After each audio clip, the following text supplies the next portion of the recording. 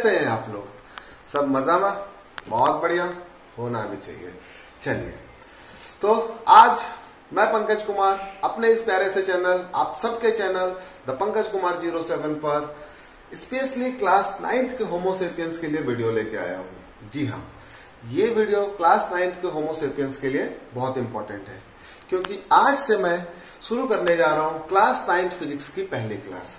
जी हाँ, class 9th physics की logic, class 9th physics की मैजिक मैं आपके सामने एक्सप्लेन करने जा रहा हूँ।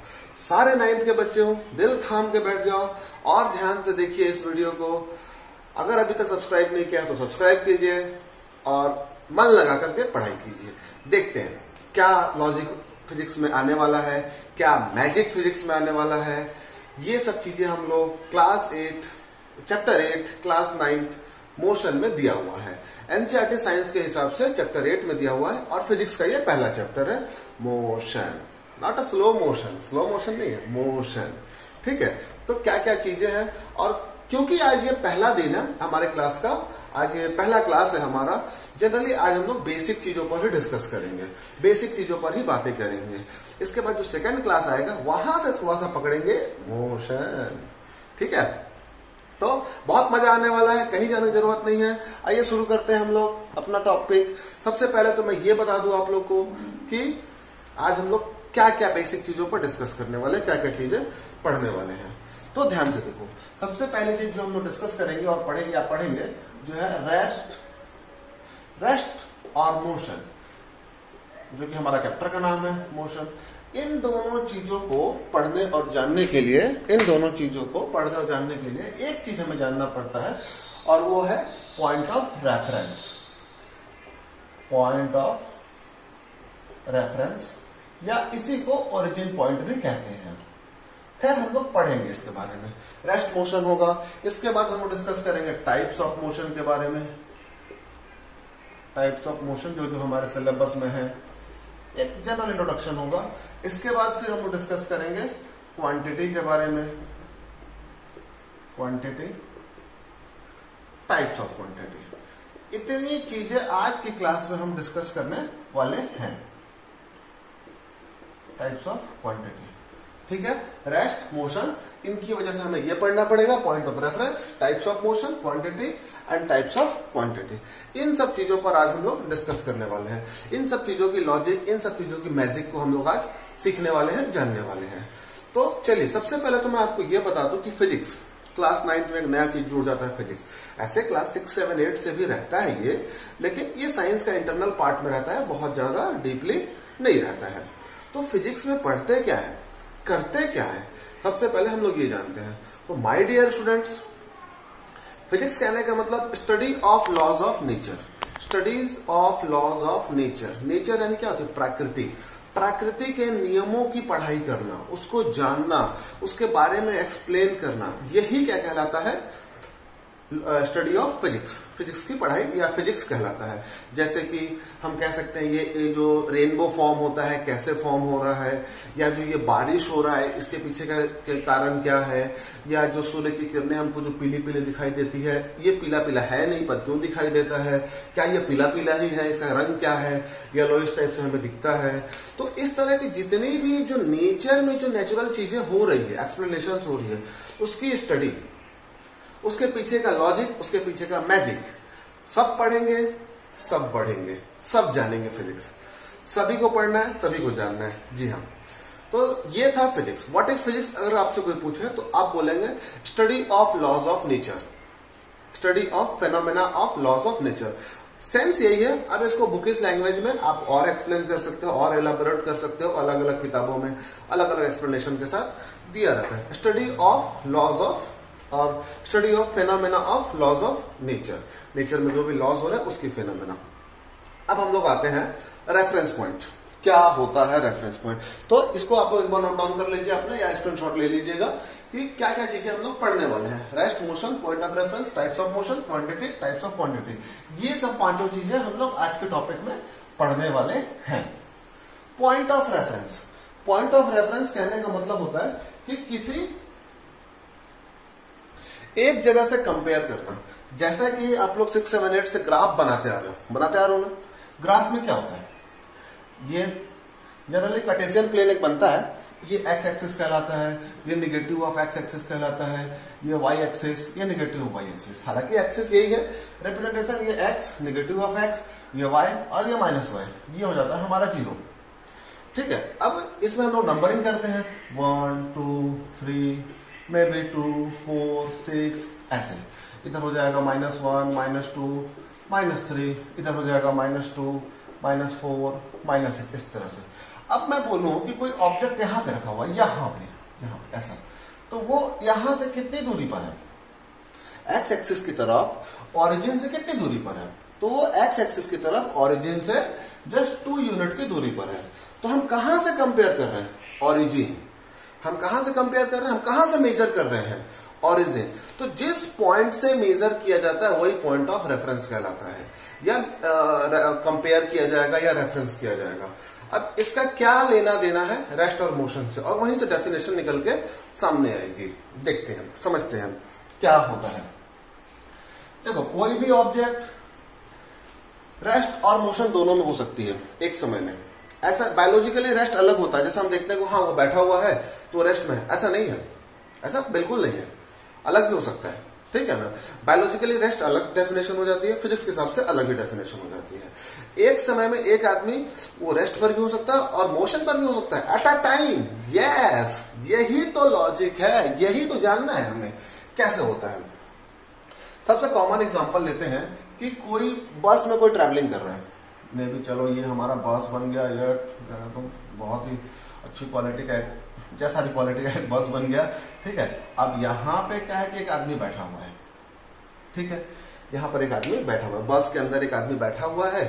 अब बाहर से, खिड़की के बाहर से एक आदमी उसको गुड बाय, टाटा कर रहा है, टाटा टाटा ऐसे बाय कर रहा है। ठीक है, तो बाहर से जो आदमी बाय कर रहा है उसके लिए क्या है, वो आदमी, बस चल रही है, उसके अंदर वो बैठा हुआ है, मोशन में हो गया। ठीक है, लेकिन जो आदमी अंदर में ही बैठे हैं, बस के अंदर में ही बैठे हुए हैं, उनके लिए वो आदमी क्या है?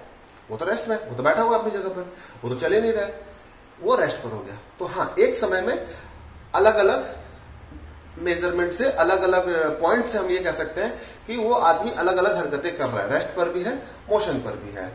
यही पॉइंट ऑफ रेफरेंस कहलाता है, या ओरिजिन पॉइंट कहलाता है, या ऑब्जर्वर कहलाता है, कि जो हमें देख रहा है, जिससे हम कंपेयर कर रहे हैं, वहां पे क्या हो रहा है, ऑब्जर्वर की दृष्टि से क्या हो रहा है वो। अब वैसे तो कहा जाए तो यहाँ पे हर कोई मोशन में है, कैसे मैं ये बताऊंगा आपको, रुकिए। जैसे कि बस के अंदर वो बैठा हुआ है, उसके बगल में कुछ आदमी और बैठे हुए हैं, तो उन लोगों का अंदर का एटमोस्फेयर चेंज नहीं हो रहा है। So when any object is not changing its position with respect to time and surrounding, कुछ टाइम पास हो रहा है और सराउंडिंग के रेस्पेक्ट में अगर वो अपना पोजीशन चेंज नहीं कर रहा है ऑब्जर्वर की दृष्टि से, तब वो कहलाता है रेस्ट। और अगर वो अपना सराउंडिंग चेंज कर रहा है ऑब्जर्वर की दृष्टि से, तब वो कहलाता है मोशन। अब मान के चलो कि मैं ऐसे खड़ा हूं यहाँ, ठीक, ऐसे खड़ा हूं, नहीं चल रहा हूं, सब बोलेंगे रेस्ट पर हूं, सभी बोलेंगे भाई रेस्ट पर है। ठीक है, अब मान के चलो कि कोई और आदमी मेरे को मार्स से देख रहा है, मार्स प्लेनेट है, सब जानते हो, मंगल ग्रह बोलते हैं, ऐसा भी कोई गया नहीं है वहां से, कोई कैसे दिखेगा डायरेक्टली, लेकिन मान लो फिजिक्स है, कहीं भी पहुंच सकता है, कोई दिक्कत नहीं है उसमें। तो वो क्या करेगा, वहां से मुझे देख रहा है। अब मुझे देख रहा है, अपनी अर्थ घूम रही है, चारों तरफ घूम रही है, सन चारों तरफ चक्कर लगा रही है, तो उसके लिए मैं मोशन में हूं। इस तरह का मोशन कहलाता है रिलेटिव मोशन। ठीक है, इस तरह का जो मोशन है वो कहलाता है रिलेटिव मोशन। तो जिस पॉइंट से किसी को कंपेयर किया जाए वो कहलाता है ओरिजिन या पॉइंट ऑफ रेफरेंस। जिस पॉइंट पे ऑब्जर्वर है, जहां से वो देख रहा है, ठीक है, जिस पॉइंट से वो देख रहा है, किसी को ऑब्जर्व कर रहा है, वो पॉइंट कहलाएगा ओरिजिन या पॉइंट ऑफ रेफरेंस। अगर बुकिश लैंग्वेज के हिसाब से डेफिनेशन देखा जाए तो we specify its position with respect to a fixed point taken as a reference point और अ ओरिजिन। किसी एक फिक्स पॉइंट से किसी को कंपेयर कर रहे हैं या ऑब्जर्व कर रहे हैं, वो पॉइंट, वो खुद पॉइंट कहलाएगा कि ये पॉइंट ऑफ रेफरेंस है। जैसे क्लास में टीचर खड़ा हो जाता है, ऐसा खड़ा हो गया टीचर, अब वो यहाँ से एक बच्चे को देख रहा है, यहाँ से एक और बच्चे को देख रहा है, यहाँ से एक और बच्चे को देख रहा है, कुछ बच्चे बैठे हुए हैं, कुछ घूम रहे हैं, कुछ और कर रहे हैं। तो ये जो पॉइंट होगा, जो जहां पे टीचर खड़ा है, ये हो जाएगा पॉइंट ऑफ रेफरेंस। इसके बाद अब आता है उस ऑब्जेक्ट, नेक्स्ट टॉपिक पर आते हैं हम लोग रेस्ट या मोशन, कि क्या हो रहा है एक्चुअली में। तो ऑब्जर्वर जैसा देख पा रहा है उसको, जैसा वो फील कर पा रहा है, क्या वो ऑब्जेक्ट ऑब्जर्वर के हिसाब से, देखो फिजिक्स में इंसान को ऑब्जेक्ट ही बोलते हैं, ठीक है, ये सब ऑब्जेक्ट पार्टिकल फिजिक्स में यही बोला जाता है, यही चलता है। तो ऐसा वो कुछ मत समझना, आप भी ऑब्जेक्ट हो, मैं भी ऑब्जेक्ट हूं। जैसे कि मैं जो एक ऑब्जेक्ट हूं, एक ऑब्जर्वर यहां पे देख पा रहा हूं, ठीक है, और आप लोग अपनी जगह पर मूवमेंट कर रहे हो, अपना सराउंडिंग चेंज कर रहे हो, एक जगह से दूसरी जगह पर जा रहे हो, तब ये कहलाएगा मोशन। और अगर ये काम नहीं कर रहे हो, सराउंडिंग चेंज नहीं हो रहा है ऑब्जर्वर के हिसाब से, तब वो कहलाएगा रेस्ट। तो when any object is not changing its position with respect to surrounding at the passage of time, it is known as rest. When any object is changing its position with respect to surrounding at the passage of time, that is known as motion. ये था हमारा rest, motion और point of reference. फिर से मैं एक बार revise करा दे रहा हूं। पॉइंट ऑफ रेफरेंस जिस पॉइंट से ऑब्जर्व किया जाए, जिस जगह से ऑब्जर्व किया जाए, देखा जाए क्या हो रहा है, मैटर क्या है, सीन क्या है, वो पॉइंट क्या कहलाएगा, पॉइंट ऑफ रेफरेंस। और उसके बाद सराउंडिंग चेंज होती है तो रेस्ट हो जाएगा, सराउंडिंग चेंज नहीं हो रही है, सराउंडिंग चेंज होती है तो मोशन हो जाएगा, और सराउंडिंग चेंज नहीं होती है अगर, तो वो रेस्ट हो जाएगा। ठीक है, ये था हमारा रेस्ट, मोशन और पॉइंट ऑफ रेफरेंस। इसके बाद हमारा नेक्स्ट टॉपिक है types of motion. 9th physics के सिलेबस में क्या है, टाइप्स ऑफ मोशन। ऐसे तो कितने सारे टाइप्स हैं, उसी में पार्ट्स बट के, लेकिन हमारे सिलेबस के हिसाब से अगर हम जाएंगे, अगर टाइप्स ऑफ मोशन क्या क्या है, तो सबसे कॉमन जो हमारे सिलेबस सबसे ज्यादा डिस्कस किया गया है लीनियर मोशन, लीनियर मोशन। इसके बाद फिर सर्कुलर मोशन भी थोड़ा मोड़ा लिया है, थोड़ा मोड़ा एक्सप्लेन किया है सर्कुलर मोशन, और कुछ खास एक्सप्लेन नहीं किया है। ये क्लास 11th के सिलेबस में वाइब्रेटरी मोशन कह सकते हैं या ऑसिलेटरी मोशन कहते हैं, वाइब्रेटरी मोशन। इसके अलावा सिंपल हार्मोनिक मोशन और ऐसे बहुत सारे मोशन होते हैं जो कि आप लोग के सिलेबस में नहीं है, ठीक है, जो कि आप लोग के सिलेबस में बिल्कुल नहीं है। Linear motion, linear motion one dimension motion भी कहते हैं। कोई ऑब्जेक्ट अगर लीनियर स्ट्रेट पथ पे मोशन कर रहा है तो वो मोशन लीनियर मोशन कहलाएगा। अभी इस टॉपिक पे बहुत ज्यादा डिस्कस नहीं करेंगे, जब सिलेबस में आएगा उस समय डिस्कस करेंगे। अभी एक्सप्लेनेशन वे में टाइप्स हम लोग देखते चलते हैं। सर्कुलर मोशन, कोई ऑब्जेक्ट एक ही पथ पे, सर्कुलर पथ पे रिपीट कर रहा है अपने पथ को, तब वो कहलाएगा सर्कुलर मोशन। किसी एक पॉइंट को सेंटर मान करके जब अपने पथ पर वो सर्कुलरली मूव करते रहता है, बार बार रिपीट करता है, तब वो सर्कुलर मोशन कहलाता है। उसके अलावा वाइब्रेटरी मोशन, किसी एक पॉइंट को, पॉइंट ऑफ रेफरेंस बोलो, ओरिजिन बोलो, जो भी बोलो, उसको उसके रेस्पेक्ट में कोई ऑब्जेक्ट रिपीट करते रहे, टू एंड फ्रो मोशन करते रहे, ठीक है, टू एंड फ्रो मोशन समझ सकते हो। इस तरह से ऐसे जाएगा, ये एक पॉइंट हो गया बाय द वे, ऐसे गया, ऐसे आया, ऐसे गया, ऐसे आया, ऐसे गया, ऐसे आया, ये पॉइंट हो गया। इस पॉइंट के जितना इधर गया उतना इधर आया, फिर इधर गया, फिर इधर आया, तो ये कहलाता है हमारा vibratory motion, to and fro motion जहां पर होता है किसी एक पॉइंट को मान करके, ठीक है, ये कहलाता है हमारा वाइब्रेटरी मोशन। ठीक है, अब इसके बाद आते हैं बेसिक चीज पर, क्वांटिटी।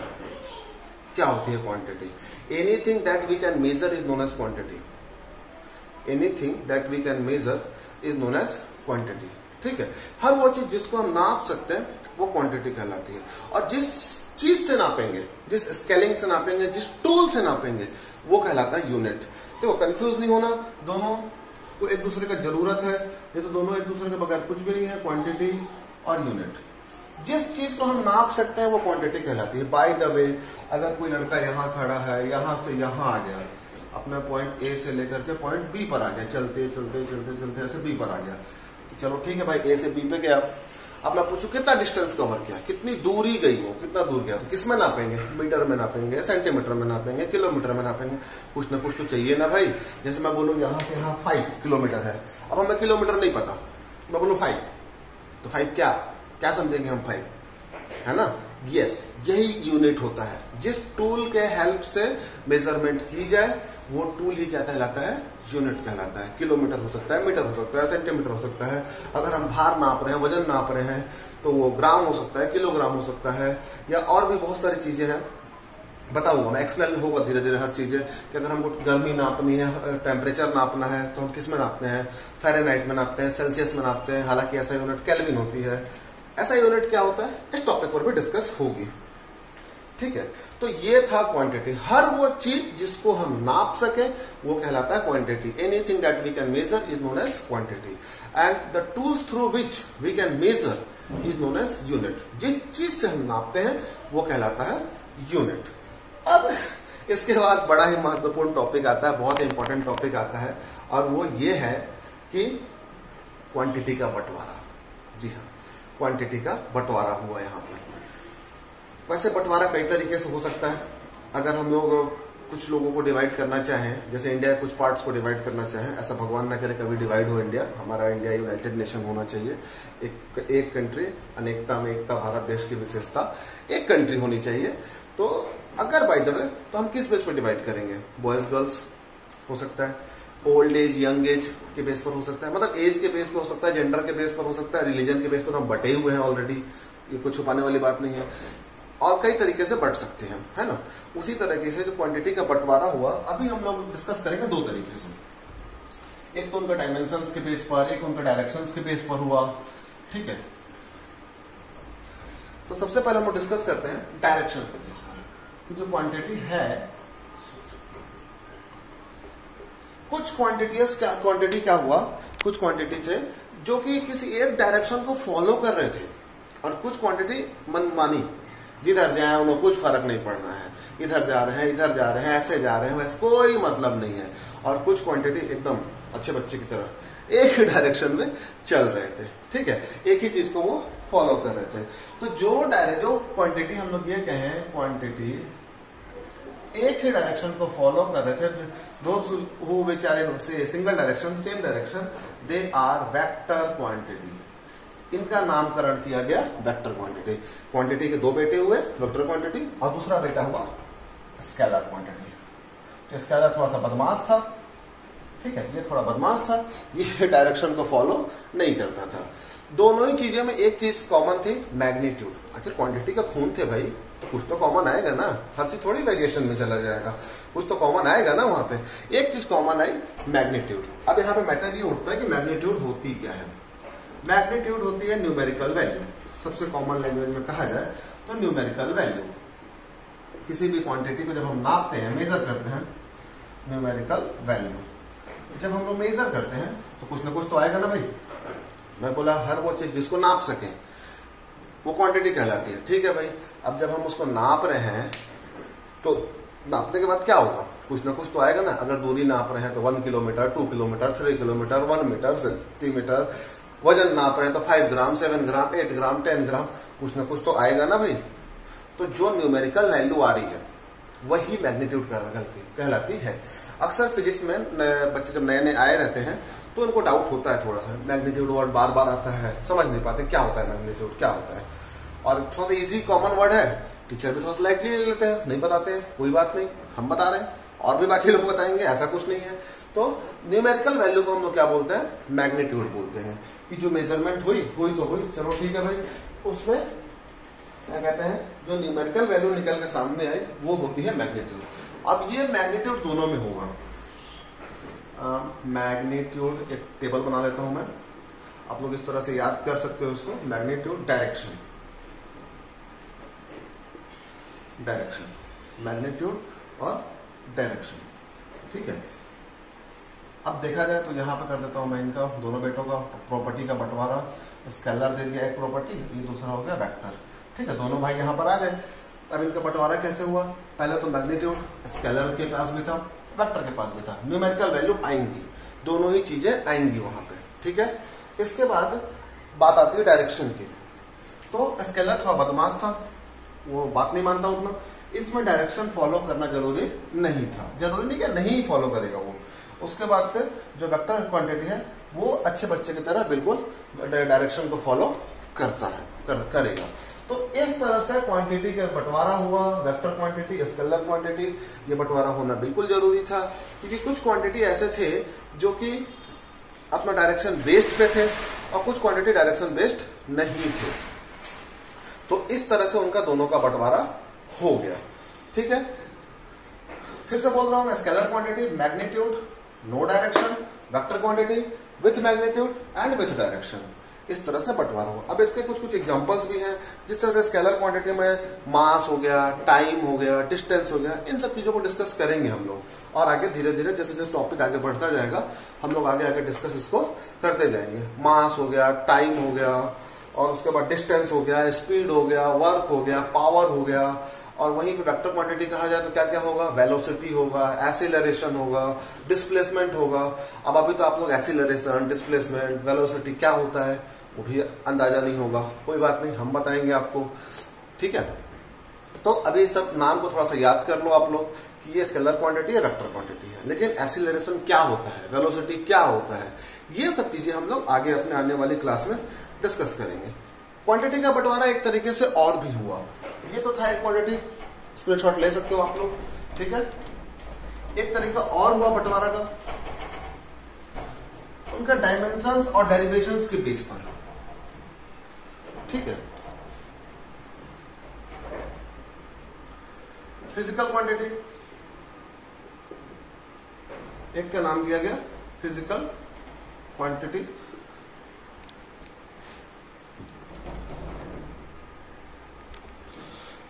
वैसे क्वांटिटी को फिजिकल क्वांटिटी कहा गया, एक को नाम दे दिया गया फंडामेंटल क्वांटिटी, क्या है कि नाम थोड़ा सा बिगड़ जाता है, फंडामेंटल क्वांटिटी, और एक को नाम दे दिया गया डेराइव्ड क्वांटिटी। अंग्रेजी थोड़ी सी कमजोर है, स्पेलिंग पर ध्यान नहीं देंगे, DERIVED होता है, EVD नहीं होता, DERIVED क्वांटिटी। ये एक और बंटवारा हुआ क्वांटिटीज का, कैसे, एक का नाम दिया गया फंडामेंटल क्वांटिटी और एक का नाम दिया गया डेराइव्ड क्वांटिटी, ठीक है। एक को नाम दिया गया फंडामेंटल। फंडामेंटल 7 क्वांटिटीज ऐसे हैं जो किसी पर डिपेंड नहीं होते हैं, वो खुद के ऊपर डिपेंड रहते हैं बस। ये सिंगल है, ये सिंगल्स हैं, ठीक है, वो किसी पर डिपेंड नहीं है। लेकिन उसके बाद अनगिनत क्वांटिटीज ऐसे हैं, मैक्सिमम बहुत सारे क्वांटिटीज ऐसे हैं जो कि डिपेंडेबल है, ये सिंगल नहीं है, ठीक है, ये सिंगल नहीं है। और जो फंडामेंटल क्वांटिटीज है 7 क्वांटिटी ऐसे हुए जो कि किसी पर डिपेंड नहीं हुए। जैसे कि हम दूरी अगर नापते हैं, हमने यहां से वहां डिस्टेंस नाप लिया, ठीक है, नापा तो वो क्या हुआ, किसी पर डिपेंड नहीं है, डिस्टेंस नाप लिया मीटर में, ठीक है। हमने समय देखा, time, whatever, hour, second, minute, जिसमें भी आ गया, वो भी किसी पर डिपेंड नहीं हुआ। तो ऐसे करके कुल मिला करके टेम्परेचर नापा गया, क्या क्या होता है, लेंथ, अगर दूरी नापा जा रहा है, मास, टाइम, लेंथ, मास, टाइम, उसके बाद टेम्परेचर, उसके बाद करंट, ये सब चीजें आप लोग आगे हायर क्लास में पढ़ोगे, अभी बहुत ज्यादा डीपली नहीं आ रहा है, थोड़ा मोड़ा मैं हिंट करते हुए चले जाऊंगा, अभी तो 5 ही हुए हैं। देन उसके बाद अमाउंट ऑफ सब्सटेंस, किसी भी अमाउंट ऑफ सब्सटेंस जिसको मोल में नापा जाता है, केमिस्ट्री में पढ़ोगे आप लोग थोड़ा मोड़ा अभी। और उसके बाद फिर एक और आ जाता है ल्यूमिनियस इंटेंसिटी, ल्यूमिनियस इंटेंसिटी, ये 7 चीजें हो गई, ये 7 चीजें हो गया, ठीक है। इसके बाद इन लोग के बेस पर ही, इन्हीं के हेल्प से हम लोग और बनाए, ठीक है। जैसे कि दूरी नापी गई, डिस्टेंस हो गया, ठीक है, हमने नाप लिया मीटर में, किलोमीटर में, सेंटीमीटर में, व्हाटएवर। समय निकाला, सेकंड्स में निकलेगा, आवर्स में निकलेगा, मिनट्स में निकलेगा, और भी क्वांटिटीज होती हैं, निकाल लिया, हमने समय देख लिया। लेकिन अगर स्पीड निकालते हैं तो स्पीड का फॉर्मूला आप लोग थोड़ा मोड़ा पढ़े हुए क्लास 8 में मैथमेटिक्स में, डिस्टेंस अपन टाइम होता है, डिस्टेंस अपन टाइम होता है। तो यहां पर ये एक दूसरे पर डिपेंड कर रहा है स्पीड, ठीक है, स्पीड डिपेंड कर रहा है। ये डेराइव्ड क्वांटिटी है, उसे डेराइव होकर के निकल रही है। तो इस तरह के जितनी भी क्वांटिटीज हैं वो सब डेराइव्ड क्वांटिटीज में आई, जो कि इन्हीं 7 में से किसी न किसी के हेल्प लेकर के बना है, ठीक है। और ये 7 अपने आप में आजाद हैं, अपने आप में इंडिपेंडेंट हैं, ये किसी का हेल्प नहीं लिए, ये कहलाए fundamental quantities. So my dear homo sapiens of class 9th, ये था आज का क्लास, आज का टॉपिक, जिसमें हम लोग पढ़े पॉइंट ऑफ रेफरेंस, किसी एक पॉइंट को, खास एक जगह को जहां से कोई ऑब्जर्व कर रहा है किसी दूसरी ऑब्जेक्ट को, वो कहलाया पॉइंट ऑफ रेफरेंस। जो दूसरी ऑब्जेक्ट है वो अपना सराउंडिंग चेंज कर रहा है ऑब्जर्वर के हिसाब से कि नहीं कर रहा है, वो कहलाया रेस्ट और मोशन। अगर वो चेंज कर रहा है सराउंडिंग तो मोशन होगा, अगर वो चेंज नहीं कर रहा है तो वो रेस्ट होगा। इसके बाद हमने टाइप्स ऑफ मोशन पढ़ा, लीनियर मोशन, सर्कुलर मोशन और वाइब्रेटरी मोशन। हमारे सिलेबस में बहुत ज्यादा लीनियर मोशन के बारे में अभी फिलहाल दिया हुआ है, हम उस पर डिस्कस करेंगे आगे। इसके बाद हमने पढ़ा क्वांटिटी के बारे में, यूनिट के बारे में। क्वांटिटी का आना बहुत जरूरी था क्योंकि पहले जो मेजरमेंट हुआ करती थी वो अनबैलेंस था। हाथ से नापते थे, बित्ता बोला जाता है, अंगुल से नापते थे, किसी इंसान का बित्ता छोटा, किसी इंसान का बित्ता बड़ा। ये सब चीजों को देखते हुए साइंटिस्ट लोगों ने एक कमेटी बनाई और हर चीज की एक मेजरमेंट तय करके ये डिस्कस करेंगे हम लोग अपने अगले वीडियो में कि ये बना ऐसा यूनिट। क्या होता है ऐसा यूनिट? तो हमने इस अभी वीडियो में क्वांटिटी के बारे में पढ़ा, यूनिट क्या होता है ये जाना, इसके बाद फिर क्वांटिटी का बंटवारा जाना। ये सब चीजें थी आज के लिए। अगले वीडियो के लिए, अगले टॉपिक्स के लिए आप लोग मेरे चैनल को सब्सक्राइब करो। मैं आप लोग के बीच आता रहूंगा और आप लोग को फिजिक्स के मैजिक और लॉजिक को समझाता रहूंगा। तब तक के लिए गुड बाय, जय हिंद, थैंक यू।